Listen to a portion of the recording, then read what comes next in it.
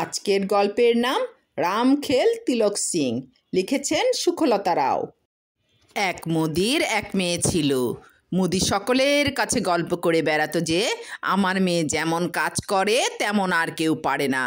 একদিন সে রাজামশাইয়ের কাছে বড়াই করে বলল, আমার মেয়ে চরকা দিয়ে খড় থেকে সোনার সুতা বানাতে পারে। রাজা খুব টাকা ভালোবাসতেন।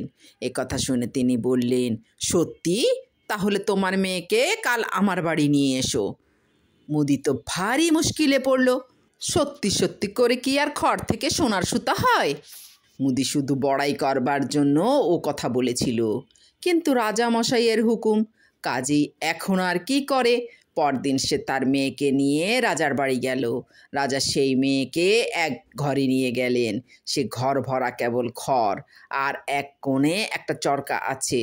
সেই চরকা আর খড় দেখিয়ে রাজা বললেন, কাল সকালের মধ্যেই এ সমস্ত খড় কেটে সোনার সুতা বানিয়ে রাখবে। যদি না পারো তবে তোমাকে কেটে ফেলবো। রাজামশাই চলে গেলে মেয়েটি বসে বসে কাঁদতে লাগলো। সে তো জানে না কি করে খড় থেকে সোনার সুতা করতে হয়, আর রাজামশাই বলেছেন না পারলে তাকে কেটে ফেলবেন। তাই সে মাটিতে গড়াগড়ি দিয়ে কেবলই কাঁদতে লাগলো। এমন সময় কোত্থেকে একটা ছোট্ট মানুষ ঘুট ঘুট করে সেই ঘরে এসে ঢুকলো।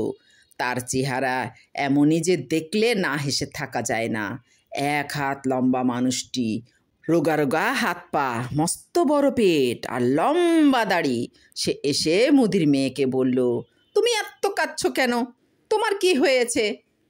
মুদির মেয়ে বলল, রাজামশাই আমাকে এই ঘরে বন্ধ করে রেখেছেন আর বলেছেন যে কাল সকালের মধ্যে এই সব খড় কেটে সোনার সুতা তৈরি করে দিতে, না পারলে আমাকে কেটে ফেলবেন।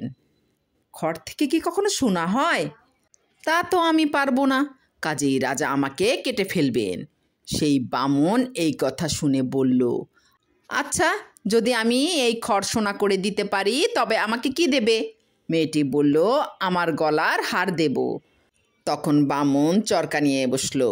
চরকার ভিতর খড় দিয়ে ঘর ঘর করে ঘোরায়, আর অমনি সেই খড় লম্বা লম্বা সোনার সুতা হয়ে বেরিয়ে আসে। এমনই করে দেখতে দেখতে সে সমস্ত খড়কে সোনা বানিয়ে ফেলল। তারপর মুদির মেয়ের গলার হার নিয়ে চলে গেল। পরদিন সকালে রাজা এসে দেখেন সমস্ত খড় সোনা হয়ে গেছে। তা দেখে তিনি বড়ই আশ্চর্য হলেন, আর তখনই অনেক খড় নিয়ে এলেন। সেই খড়গুলোকে আর একটা ঘরে রেখে তিনি মেয়েকে বললেন, এই সব খড় থেকে আবার সোনার সুতা বার করতে হবে। কাল সকালের আগেই করবে, যদি না পারো তোমাকে কেটে ফেলবো। এই বলে তো রাজামশাই চলে গিয়েছেন। তারপর মুদির মেয়ে বসে বসে কাঁদছে আর ভাবছে, আজও যদি সেই বামন আসে তো বেশ হয়। এমন সময় সত্যি সত্যি সে ছোট্ট মানুষটি ঘুট ঘুট করে এসে উপস্থিত। সে জিজ্ঞাসা করলো, আজ আমায় কি দেবে? মুদির মেয়ে বলল, হাতের বালা দেব।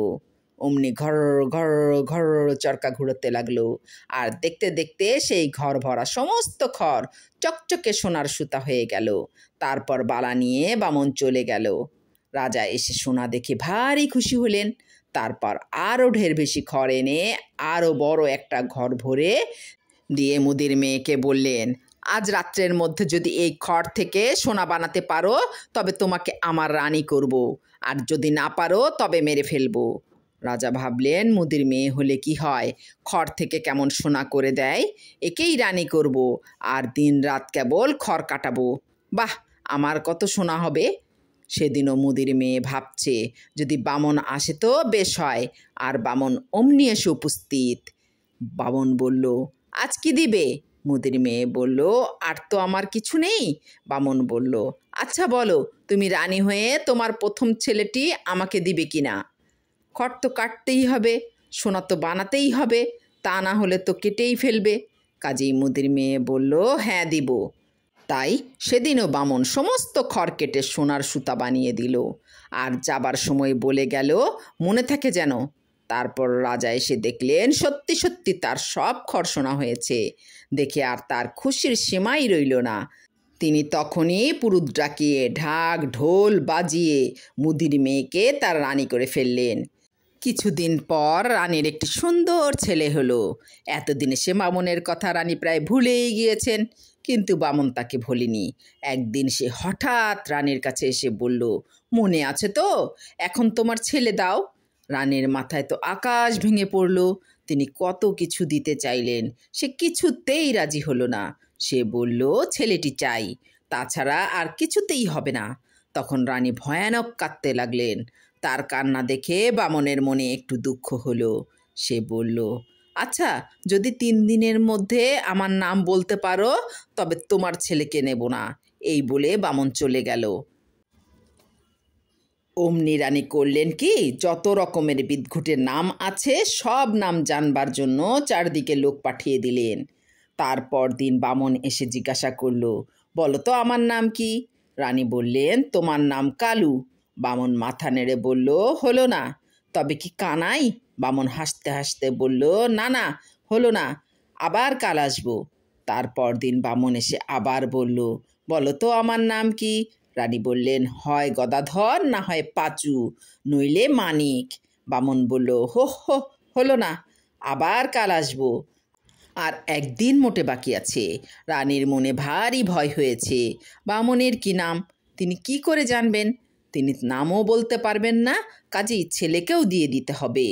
এমন সময় যে সব লোকদের তিনি নাম জানতে পাঠিয়েছিলেন তাদের মধ্যে একজন এসে বলল, কই, কোনো নতুন নাম তো জানতে পারলাম না, কিন্তু বনের ভিতর দিয়ে আসবার সময় একটা ভারী মজা দেখেছি। বনের ভিতরে একটা ছোট্ট পাহাড়ের ওপর একটা ছোট্ট ঘর আছে। দেখলাম কি, সেই ঘরের সামনে আগুন জ্বেলে একজন 1 হাত লম্বা মানুষ লাফাচ্ছে আর বলছে, আজ করব রান্না, খাবো পেট ভরে, কাল আনবো রানীর ছেলে ড্যাং ড্যাং করে। আমি রামখেল তিলক সিং, তাই নাচি ত্রিং ত্রিং। কথা শুনেই তো রানী বুঝতে পারলেন যে সেই 1 হাত লম্বা মানুষ আর কেউ নয়, সেই বামুন, আর তার নাম রামখেল তিলক সিং। তখন আর তার মনে কোনো ভাবনা রইল না। তারপরের দিন বামন আবার এসেছে। সে ভাবছে রানী কখনোই আমার নাম বলতে পারবে না, আর আমি মজা করে তার ছেলেকে নিয়ে পালাবো। তাই সে ভারী হাসতে হাসতে বলল, আজ বলো দেখি আমার নাম কি? রানী প্রথমে বললেন, তোমার নাম পিটকুজো। বামন বলল, দূর দূর, হলো না। রানী যেন কতই ভাবছেন, এমনই মুখ করে বললেন, তবে হাড়ি মুখো। বামনের মুখে হাসি আর ধরে না। সে বলল, হলো না, হলো না, আর শুধু একবার, বলে সে খুব হাততালি দিতে লাগলো। তখন রানী বললেন, তবে বুঝি রামখেল তিলক সিং? আর কথা শুনেই বামন এমন ভয়ানক চমকে উঠল, একটু হলে সে পড়েই যেত। তারপর ভয়ানক রেগে দাঁত মুখ খিচিয়ে বলল, কোন শয়তান তোমাকে বলে দিয়েছে? কোন ডাইনি তোমাকে বলে দিয়েছে?